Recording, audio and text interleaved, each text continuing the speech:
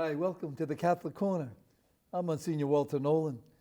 My guest today helped lead a committee in our diocese, which has been called by our Bishop David O'Connell to study digital media in our society and to recommend ways that these media can be used by our diocesan community to serve the new evangelization. Brittany Wilson is the social media coordinator for our Diocese of Trenton, and Matt Greeley is the Associate Director of Communications and Coordinator of Spanish Communications. Brittany and Matt are just two great young people who love their faith, love their friendships, and love the work that they do. And they're part of this diocesan initiative to enliven our presence on the internet and in the social media. They both helped bring about recently held Digital Church Conference under the direction of Ray Ann Bennett, who's our Executive Director of Communications for our diocese. Brittany and Matt, thanks for being with us today. Thanks for having us. You know, you're talking to a guy who's, I'm so glad to have you because I'm just awed by this social media and what it can do and what it can't do, or maybe what it does that we have to worry about. You got to help me with all of this because I'm a novice. I look at this and tell me if you think this is true. As the printing press was the beginning of a whole new world, I think our social media today is the beginning of a whole new world. At least that's the possibility of it, huh? Yeah, that's a good analogy, I would say. So being online is important these days, huh? Very. You just have the opportunity to get to reach so many more people than you can by word of mouth. While that's still important, just the vast amount of people who you can reach on a daily basis is totally amazing. And like, boom. Yeah, immediately. Wow. When I was your age, no one would have imagined it, I don't think. I remember like hanging around the street corners, when you're growing up as a kid, and you always think, what if and what if? Wow. Now, what if you could speak and the whole world would hear it and like that? That's to me a part of the proofs of God. We can talk about that some other time. Yeah. Even Pope Francis, is this true? He's got his own Twitter account? Oh, yes. The Holy Father? Yes. Pontifex, right? Yes. Pontifex. Yes. At Pontifex is Pope Francis's Now, Twitter name. now tell me, what does he get on there every day or? Probably 5 times a week Really? he He tweets himself, something. not just like his secretary. Well, they say that he writes the tweets and then someone else kind of sends them out for him, but he Wow. writes the content. Now, is this true on October 27th this year, that the Pope tweeted, parents, can you waste time with your children? It's one of the most important things that you can do each day. And they say he had a Twitter account since February 2012. And they say he's got 8.3 million followers. Yeah, it's Yes. amazing. He actually has more followers than any other world leader in the world, anyone. Mm-hmm. So the Twitter account counts this somehow. Yes. Yep. They'll count how many people share the messages that that are tweeted or shared.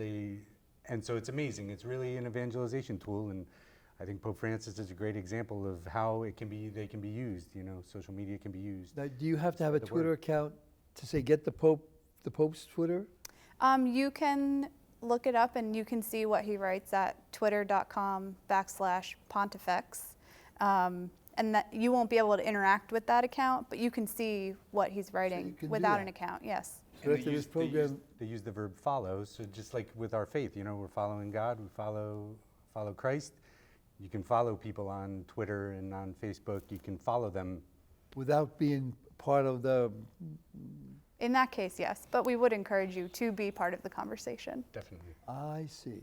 You can add your own voice. You can add your own prayers, your own thoughts. How did that, Pope Francis's message, how does it speak to you? What does it say to you? And you can answer back. You can Now, when you answer back, I just can't picture the Holy Father sitting there like with a cup of tea at night, and turning the Giant game off or something and say, I wonder what Father Nolan is going to say to me today. You never know. You never know. Wow. I mean, because, if everybody's sending a message, that's a lot of messages, right? It is. It's unbelievable. Wow. And so it's really a platform that, we as church, we need to be there. We need to be present. And we need to really think about, be intentional with we are present online. You know, like a tweet, how many characters can a tweet have? 140. So your message can't be more than 140 letters or characters. So how can we be concise? How can we be clear, brief, and attention-getting, you know, and engaging? And so it's a challenge because we're not always, I know I talk too much, you know. It's a challenge. We have to think about how we're saying what we're saying and do it in ways that will capture people's You attention. might get mad at me, and hearts. Matthew, but when you're saying that, I was thinking that way back, you used to have an expression, KISS, keep it simple. Yes. You know? Anyway, so tell me, being present online, is that one of the best ways to reach people? I mean, is there any better way? I mean, how is there anything better than Twitter, or what do we say? I mean, it doesn't take the place of face-to-face communications, Yeah. obviously, but Yeah. it is one of the best ways to kind of reach people where they are. So many people are online every day. There are more than 1 billion people who log into Facebook on a daily basis, and that's just an amazing, amazing number of people. Well, they say 2.3 something billion people use the internet every day. Yeah. So really it's where people are at, and coming myself from a youth ministry background, that's a phrase we would use often. You know, we want to meet people where they're at, meet the youth, meet whoever it is that we're trying to engage with where they are. And if that's where people are, then we should be there too. What do you both think, though? You mentioned, you know, Brittany, that it is different than face-to-face. Now, maybe Facebook is different. Do you see people's face on Facebook? You can. face? Yeah, you can. I mean, you can share pictures, you can share videos, you can share just text. So you can see people when you post something, your face is next to it. Like we're No, no. Because sometimes I say to myself, you know, like even when you read, you never know. You can read it in different ways. You can read it like, say, somebody can say, "I love you," "I love you." You know, what I mean, you can have all kind of different that's- ways of saying things that. And I often wondered, how do we get into that personal feeling? I'm thinking of like church. You know, I like, because I agree with what you're saying, but like in church, when people ever get to say, well, I can just sit home and listen to the homily at home, or I can sit in church, and yet part of being together is sharing the expressions and the feeling and the moods and the praying together. And I mean, I would hate to see that go away. Sure, no, I think one of the real goals, the goal of why we would be present online is to bring people closer to Christ, closer to the church, to being active members in their parish, in their community, as Catholics, as people of faith. I mean, that's really what it would be about. So it's trying to maybe light a fire, build a connection. Since that's where the people are, then we want to be there and engage them and invite them and be welcoming, and, you know. So I know Bishop O'Connell is very much into a lot of the social media. Sure is. Even without priests. Every once in a while I get up in the morning and say, oh, Bishop said thank you, or you know, say a prayer for us today, or whatever. But so we called together representatives from various offices, like your own, and even parishes, schools, etc. And what he wanted to explore. He has a vision, strategize how we can share the gospel that you're both talking about. What does this committee come up with? What's happening? So far, we came up with a social media policy that kind of guides members of the diocese into how they should be using social media in their ministries, for their parishes, for their schools. And also the Digital Church Conference, which we just had, came out of that group. So tell me a little bit, what are some of the guidelines? I'm sitting here saying, okay, what's he going to tell me what to do and what not to do? Well, I think like with anything involving communication with people, there's a risk that people can misrepresent the church, misrepresent, you know, the gospel message. So in terms of the policy, you know, it brings that about. People who are representing the church, representing parishes, our Diocese of Trenton, how should we behave online? How do we make sure that we're being safe and imprudent, you know, with how we are representing our faith? Some examples, Matthew and Brittany, if you can. Sure. Part of it has to do with, of course, the child protection. So some of the guidelines and actually like rules that they came up with was that ways that you should be communicating or not communicating with youth, making sure their parents are getting the same kind of I see. information, Great, things great, like that. Great. So sometimes you without some guidelines, you could forget, or you could just get in a habit that's not gonna help us. Right. You were gonna say something, Matthew. I was just going to say that, and also I think social media offers us an opportunity, and in particular with youth, you know, if you recognize a cry for help, for example, the policy would help us to identify, so what are some of the steps you would take then if you recognize that a person is maybe crying out for help in some way, or something is not right, then it would give us an opportunity then to walk with them, to accompany them, get them the support, be the support that we need to be. Now, right now, have a lot of the parishes, or all the parishes, I mean, are all of your offices in touch somehow with all of the parishes, and is all of this working out in some way? And The policy was sent to all of the pastors and all of the principals of the schools, Okay. but the official rollout of it was just this past weekend. So it'll be sent out to more people in the coming weeks. wow. So tell me, both of you, in your offices that you work with, are you using social media now in conjunction with maybe the people that represent you in the parishes and back and forth? And is that working well for you now? Yeah, I think out of our 107 parishes, there are like in the high 80s who are active on social media several times a week. They share lots of events in their parishes. That's how we learn about them. They'll share prayers with the diocesan accounts. They'll ask us to pray for them. All kinds of different conversations that we have among the parishes and the schools. And parishes are interacting with each other? Well, that's one of the hopes too with this conference. We just had the Digital Church Conference, was to really recognize, help them bring together the people who are running the websites, the administrators for the social media platforms, to get them together to share what are they doing well, what could they be doing better, and how can we better collaborate and unite, as the diocesan church. So before we could get on the telephone and Joe could speak to Mary, now Joe and Mary can talk to the 100 and something parishes. Exactly. And probably even do it like a teleconference of some type, that kind of an idea. Well, that's an idea coming. We haven't spoken yet about what happened this past Saturday at our Digital Church Conference, but one of the hopes that will come forward is in the future, webinars and different ways to continually support and help us to move forward and to continue to delve deeper and become better at being present online. I guess I imagine it like as when I was a kid, we had this big encyclopedia, and you ran down the library or something, and you thought that was wonderful. Somebody put together, and now the encyclopedia becomes alive, so to speak, and it's present. And I mean, I even do it myself, putting together homilies and all. You get an idea in your head, and you push the button, and all of a sudden up comes. Like this past weekend, I just spoke a little bit about an old mathematician, philosopher back in the 17th century, Blaise Pascal.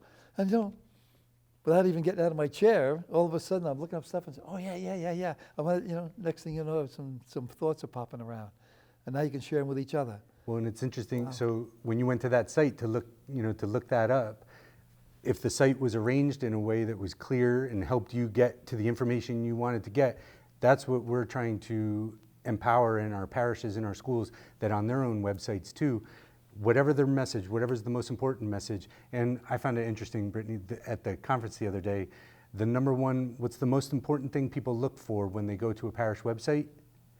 What would you think? What do you think it would be if they were going to St. Paul's? Maybe time of masses? Bingo. Yep. Really? Yeah. So there are parishes, though, that when they're building their website, they don't put their mass times in a clear spot. You have to really dig for it or whatever. Yeah. So Yeah. really we're trying to get parishes and schools to be practical in how they share the message, how they get that, convey that information. Right. So that, I thought that was a good point that came out of Saturday. It's something 'Cause if you want clear. something, I mean, that's what you're looking for. That's a great thought. So tell me a little.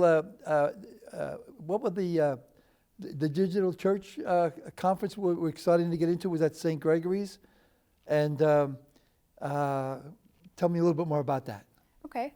We had a few national speakers come in Uh-huh. to kind of get people excited about getting on social media and using digital media, which is anything from television to the websites. So even television is digital media. Sure, definitely. So you're ahead of everyone. Yeah, let's not get that far, Brittany. But just kind of getting them excited about using it to spread the good news, and giving them tools and information on how to either get started or to improve upon what they're already doing. And one of the things that was really profound that these speakers said was they had asked everyone to say why they're there. And one of the Catholic sisters who was in attendance said because she couldn't she couldn't afford not to be there. Oh, wow. Yeah. Wow. And Matt had talked to her later also. Well, yeah, and the same sister shared later, really that morning in the convent, she had shared with her sisters in the convent that she was not looking forward to this conference. She really didn't want to go, which wasn't that enthused about the idea of digital media. And it's like beyond her, she's older, and she was like, it's not for me. But at the conference, she turned a corner because she realized this is where people are. This is where the church needs to be there too, and we need to be intentional and kind of on point. Well, I'll be honest with both of you. I knew about your conference coming up, and I was like, oh shucks, because I looked at my calendar. You blew us off. No, I didn't. But I had already had two things. You know, I'm just one of those guys that my calendar gets filled up somehow or other. And but I'm interested. I just feel like I got so much to learn. What were some of the topics covered? They asked people to reflect on their mission online, and to really the mission of their parish and how they could translate that to their mission online. And they said if you don't have your mission as your focus, then you're not going to be successful. You have to always keep your mission first, always keep God first. Just don't That means that they all have to have a mission statement if that's what you right. And then, because Yes. I think a lot of times we sit down, we write these things, and it's like, oh, that's so beautiful. Yeah. And then we just And it do stays there. business. We Right. don't go back and say, is this exactly what we're doing? That's what that was very important that these presenters, they did that. They focused on that idea that, so we'll work hard to come up with a mission statement and then we let it go by the wayside kind of, or it gets pushed to the side. But so in being present on digital media and using digital media, we need to do it from a place of our mission as Catholics. And that will help us to be creative. We've got the content, the story is the story. It's amazing and it's life-giving and it's eternal. And so we just need to be able to be creative and sometimes think outside the box, I think, too, with how we share that message and get that across. I was already thinking about my Christmas homily, and I was kind of thinking in my mind about how would I start this year? Would I say, who's going to tell the story? How does the story get continued? I mean, that's because the story is the greatest story ever told. Right. And how do we do that? So you're the coordinator. I am. And that's pretty good, Brittany. Yeah, thank you. Tell me, already things are happening, and what are some of the new ideas coming out, Brittany and Matthew? Well, we have, the Diocese has had a social media presence for a while now, several years. I came in a little more than a year and a half ago, and just trying to build more of a robust presence. We put out several things every day. We have messages from our bishop. We have prayers, we have daily reflections, all kinds of stuff, just trying to get a community built on Twitter, on Facebook, on Pinterest, on Instagram. What was the last one? Pinterest. The new one. Yeah. It's like you create boards, and it's like a big scrapbook. That's how I would describe that. But we have a board or like a scrapbook for meatless meals in Lent. We have a scrapbook for crafts for Sunday school. We have just kind of like. I mean, this is like the printing press, It is. So it's awesome. You mentioned that earlier. It is there. I'm in awe of it all as well, and it can also be very daunting to get involved. I mean, myself, I can kind of maneuver through Facebook, but Twitter, I'm pretty clueless with Twitter. It takes practice and it does take time. So, we're encouraging our parishes to find somebody who's good at it or who would have the time to explore and get proficient in those different platforms. Pinterest, I don't know Pinterest at all, or Instagram really, but so that they can then use their gifts and talents. And You know, my Build the church. active imagination, even when I talk, I can just picture, rolling the clock back, good couple of centuries. And when the printing press was first being used and books were being printed, I can picture a mom and dad kind of like saying, "Will you put that book down and go out and take care of the lambs and the sheep?" It's like, because put your phone down. I can just picture there's so much to learn and so much to do and so much to see that you can almost stay in your chair all day and just say, "Wow, this is all good stuff." Yes. I I would share with that what our efforts will look like. It's not necessarily about reinventing the wheel or trying to create new things to add to that, the plethora of information that's out there, but really hopefully to get better at finding what's of value, what will help people to grow in their faith, to want to be more engaged, and then to share those resources that are already out there. I mean, I'm sure we'll be creating like our policy, new resources, but really it's about finding what's out there. And this was a couple of years ago, I think, that somebody, I think it was from Villanova University, that put the Sistine Chapel on whatever on social Online. media, whatever you call, and it was just absolutely beautiful. I mean, for people that could never get to Rome, or even if, and I've seen the Sistine Chapel a good few times, but this was where you could actually clue into one little spot and clue out, and it was talked about. And I said to myself, wow, what a gift for, like you said, for all anyone, Catholics, Christians, anyone who wants to go see something like that, and who never could get a chance to go there, to see the beautiful, of the great gift of art and the intensity of the spirituality of all of that. It's an amazing tool. And that's just only really one little is. piece of whatever God has created. It's just, oh gosh, sometimes I wish that I wasn't as old as I am. Because I'm serious. There's so much. You guys are blessed. What kind of feedback did you get from your conference on Saturday?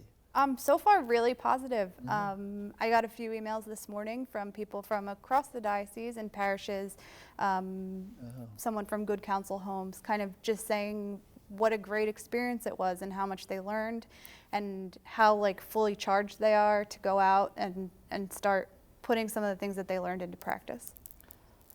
You got to find people, I guess, telling you what they found most helpful, or have they given you ideas of other things that might work? Not yet. We are going to put out a survey kind of asking people what they learned and what they would like to build upon, what kind of skills they feel like they're lacking a little bit, so that we can help them get to reach their full potential, really. Yeah. Don't forget the old folks. Because Never. we're dying to find out more how to do this, and how to take your little pads and throw it up on TVs and how to do all that and how to communicate that way. In all honesty, it just takes a little practice. It takes an open mind, because even if you mess up, you click on the wrong thing, you can go back, you can open it again, whatever. But really, I think that's what we're trying to figure out, is how to best engage everyone wherever they're at. Now, the Digital Church Conference was the kickoff for the You Are Called initiative. Tell me a little bit about the initiative. You Are Called just kind of says that everyone is called to spread God's word. And I'm catching on. You are. Yeah. Just the letters. Yes. Just the letters. You, letter U, letter R, called.com.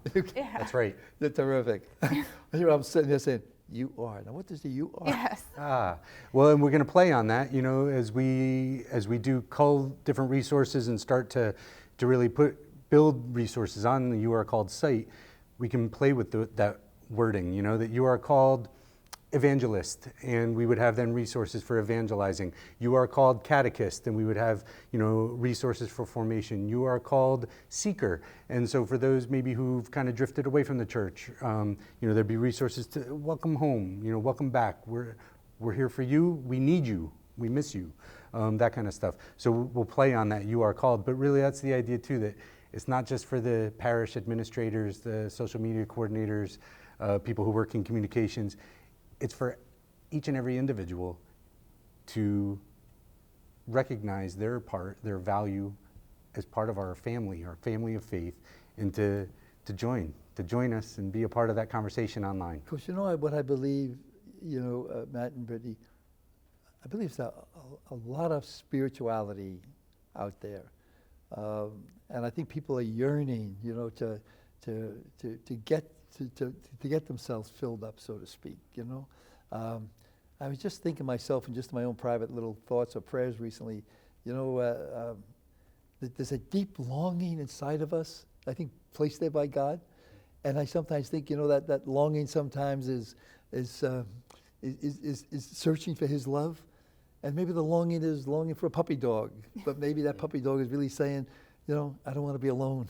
Sure. Or maybe that says, I don't want to be alone because I'm part of God's family, and I'm part of God's family because there's a God who loves me. And I think there's something innate in all of our DNA, so to speak. And maybe that's this whole social media can touch that in a way never before. Matthew. It just makes me think, and even with a puppy, you want to feel connected. You want to feel connected to someone, to something, and I think the digital church offers us an opportunity to connect, to be connected, and to walk with one another.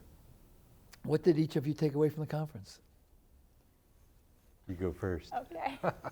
I took away that I really didn't know how people were going to respond to it. I didn't know how open they were going to be, because I've kind of met people in my journey in the past year and a half that aren't so up to date on social things. But people were really receptive, and that's something that I really took away, was that the want and the need to learn is there, and it really touched me. Matthew. Yes. I say for me is just, in many ways, I feel like a novice. So kind of going with what you were saying, Monsignor, that don't forget about the old people or whatever. I feel old in a lot of ways, and I have a lot to learn. And it was encouraging for me, that conference. I really came away feeling like I do have a role and a part to play, and that we can all learn. How do more people get involved? Check out youarecalled.com. We'll be adding more resources there. We'll be putting up the survey as well. And on social media, on Facebook, Catholic Diocese of Trenton, we have the Trenton Monitor. For anyone who speaks Espanol, we have Familia Vive Su Fe, and those are all pages for our diocesan community. And then there's Twitter. Yeah, we are Trenton Monitor and Trenton Diocese on Twitter, so check us out there too. And Wow. Instagram and So Pinterest. lots of things to check out. Yes. And people can just do that, and if they don't know it all, they can call you up and you'll give them the information. Absolutely. Stay kids and stay with your enthusiasm, and because you know what enthusiasm means? God within. That's what the Greek means. Bless you. Catholic Corner. Aren't they wonderful?